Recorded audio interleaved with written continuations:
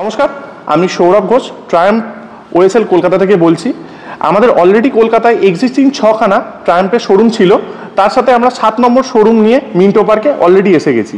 এটি একটি experience centre, ট্রায়াম্পের experience centre, যেখানে আমরা ইউজুয়ালি বেশি বিগ বাইক দেখতে পাবো, তার সাথে 400cc ক্যাটাগরি তো থাকছেই। এবং আপনাদেরকে আমরা কিছু গ্লিমসেস অলরেডি দেখাতে চাই। এটা হচ্ছে Triumph Scrambler 900 limited icon edition. এমনিতে আমাদের কাছে অনেক বিগ বাইকস আছে, বাট আজকে স্ক্র্যাম্বলার 900-এর ব্যাপারে আমি কিছু জিনিস আপনাদের বলতে চাই।